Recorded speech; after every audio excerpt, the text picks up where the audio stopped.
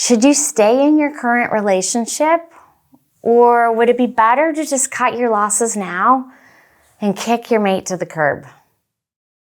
This is an ongoing struggle for a lot of folks who've been betrayed. Today, what we're going to talk about is a short, not an exhaustive list of what you should generally be seeing if someone is genuinely trying to do the work it's going to take to heal, not only themselves, but to ultimately repair the damage that was done to the relationship. So I would say, before you do kick your mate to the curb, if they're trying to maybe get even half of some of the behaviors that we're going to talk about today, you might just have someone that is trying to get it, trying to heal from infidelity and trying to repair what's happened. Because again, the person that, we agree to depend on, when infidelity and addiction occurs, there's a real break in that dependence and a break in that agreement. So if the relationship or the marriage is going to be salvaged, it's going to require a lot of work on the wayward spouse's part to change their behavior. And the betrayed, you're going to have to decide, not only do you stay or go, but in that meantime, is it wise? And what can you commit to for a new way of being and seeing? Proverbially speaking, one of you may have been holding the match, but now both of you kind of have to live in this house that got burned down by what happened for a time. And we know this may not be fair, but it's reality, it's true. If you've been betrayed, it's a very real and legitimate need that you have to not feel like you're wasting your time or waiting on someone to change that never maybe is capable of doing that work. And you don't want to sit there and find your efforts while you wait are only taken in vain to be hurt again. So what signs and evidence should any of us be seeing if your mate or a wayward spouse is legitimately committed to trying to recover? Well, the first one is a big one, and we say it all the time. It's going to be a sense of consistency. This is going to take time, but you always want to look for a pattern of consistency. You want to see in time, any particular day of the week, a routine that's going to be established. And this could be anything from the work of going to meetings, therapy, getting back into a sense of a regular and ordinary behavior day after day. That just means, if your spouse has said they are going to be in this course on this night of the week, you should see them at that course, attending that meeting or call on that night of the week, every week without excuses.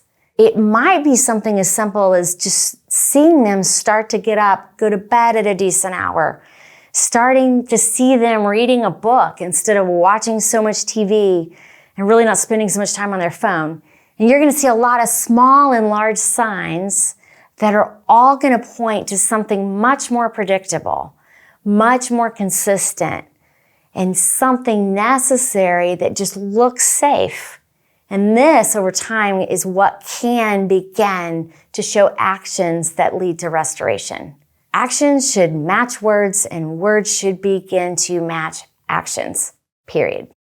Another thing you really want to look for is the idea of not isolating. Anytime someone's acting out, or they're in an addiction, or they've had a pattern of affairs, they need isolation to keep that behavior alive. Isolation can even look like overworking, distancing from friends, community, not engaging. But when someone's really committed to change, you'll see them kind of admit that I need other people. I need other people to help me grow. Humans, if we want to grow, if we want to learn something, we'll start to admit a dependence on others that are stronger, wiser, further down the road from us. And it never ceases to amaze me if you hear someone that's like, it's fine, I can just quit, willpower alone. Maybe they're the exception to the rule. Maybe, they're Hercules, we don't know it. But generally not.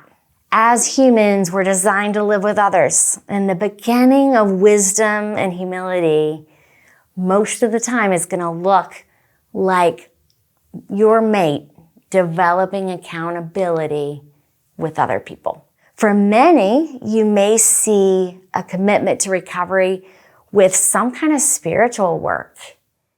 We want to transcend everything in your life, not just the healing from the infidelity. And a lot of times people can come to an awakening or an awareness of something more than themselves.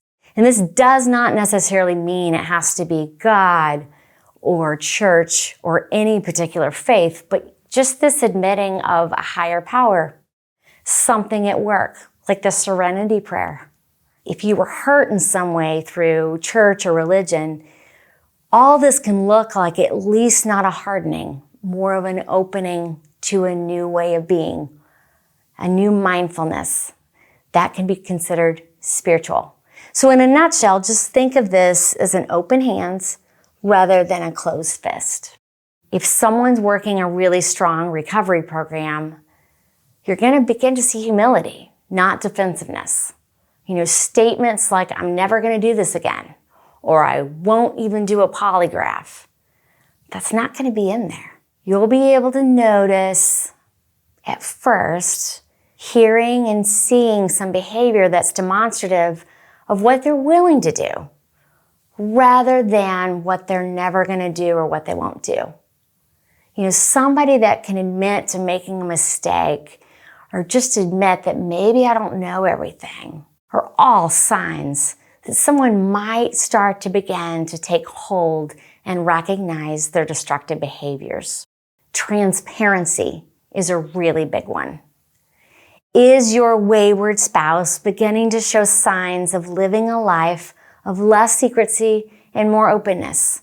Are they willing to show some transparency? And many times, I know this can be really difficult if you're the wayward spouse. You can start to feel like maybe you're sentenced to a life of being controlled, or you're going to give up your autonomy, and it's just a sentence to just a life without any rights. And that's not what we're saying. What I would ask if this is where you are you willing to be transparent, or what are you afraid of? Are you fearful of the endless questions? Are you fearful of giving up something? But again, transparency is what we want to discuss in more of the why behind the what. Boundaries should start to happen. Someone that, if we're committed to recovery, in a quick, basic nutshell, you will start to see some no in their life for the sake of giving up the yes to recovery.